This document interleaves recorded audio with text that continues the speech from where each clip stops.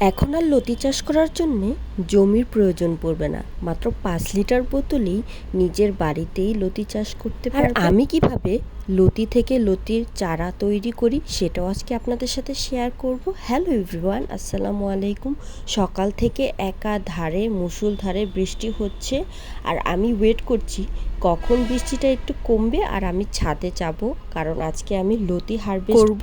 তাই 5 লিটার তেলের গ্যালানের মধ্যে কি সুন্দর লতি হয়ে আছে, তাও একসাথে 5টা 6টা করে হয়ে আছে একটা গাছের মধ্যেই।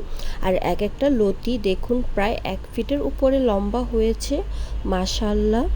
এরকম করে যদি লতি চাষ করা যায় ছোট ছোট টপের মধ্যে, তাহলে তো আর বাজার থেকে লতি কেনার কোনো প্রয়োজনই পড়বে না। আর এই সময়টাতে লতির খুব ভালো ফলন। আমার এই লতির গাছগুলো আমি এই বছরই প্রথম লাগিয়েছি, এর আগে কখনো আমি লতির চাষ করিনি, তবে প্রথমবারেই যে এত ভালো ফলন হবে সেটা আমি ভাবতেও পারি। লতি গাছের চারা তৈরি করা কিন্তু খুবই সহজ। যদি একটি গাছ আপনি লাগাতে পারেন লতির, সেখান থেকে আপনি যত খুশি ততই চারা তৈরি করে নিতে পারবেন। বাজার থেকে কিনে আনা লতির থেকে আমি একটি চারা তৈরি করেছিলাম, আর সেখান থেকে এখন আমার অনেকগুলো লতির গাছ হয়েছে। এই লতি গাছগুলোতে খুব বেশি যত্নেরও প্রয়োজন পড়ে না, শুধু জৈব সার মিশানো মাটিতে গাছগুলো লাগানোর পর থেকে প্রতিদিন পানি দিলেই এরকম সুন্দর লতি হারভেস্ট করতে পারবেন আপনারাও।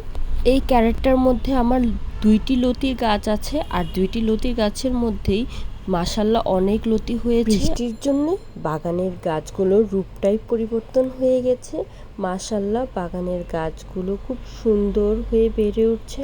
কিন্তু আমার এই আম গাছটাতে যেহেতু 12 মাসই আম গাছ, তাই এখন মুকুল এসেছে, আর এই মুকুলগুলো বৃষ্টির জন্য অনেক মুকুল ঝরে পড়ে গেছে। এবার মনে হয় খুব ভালো ফলন হবে না, যেহেতু অনেক বৃষ্টি হচ্ছে আর মুকুলগুলো নষ্ট হয়ে যাচ্ছে। আমার লতি গাছে যেই লতি হয়েছে সেইখান থেকে আমি আবার নতুন করে এই চারাগুলো লাগিয়েছি। এই ক্যারেটের মধ্যে 2টি লতির গাছ লাগিয়েছিলাম, আর 2টি লতির গাছের মধ্যেই মাশাআল্লাহ অনেক লতি ধরেছে। আর এই লতিগুলো আজকে হারভেস্ট করে ফেলবো। আর লতি থেকে লতির গাছটা কিভাবে তৈরি করতে হয়, চারা কিভাবে তৈরি করতে হয়, সেটা এখন আপনাদের সাথে আমি শেয়ার করব। এই যে দেখছেন লতির আগাতে একটি লতির গাছ হয়ে আছে, আর এটাই কিন্তু মাটিতে লাগিয়ে দিলে লতির গাছ হয়ে যাবে। এই যে এখানে আমার একটি হয়েছে, নিজে থেকে হয়েছে। আর এভাবে আমি একটি লতির গাছ থেকে এতগুলো লতির চারা তৈরি করে। আর এই লতির গাছ তৈরি করার জন্য আলাদা করে মাটিও প্রস্তুত করতে হয় না, যে কোনো একটি টপের মধ্যে শিকড়টাকে মাটির ভিতরে বসিয়ে দিলেই দেখবেন সেখান থেকে লতির গাছটা খুব সুন্দর করেই বেড়ে উঠছে। শুধু মাটিতে একটু সারের পরিমাণটা বেশি থাকলে লতির ফলনটাও খুব বেশি হয়। এখন আমি এই গাছের লতিগুলোকেও হারভেস্ট করে নিব।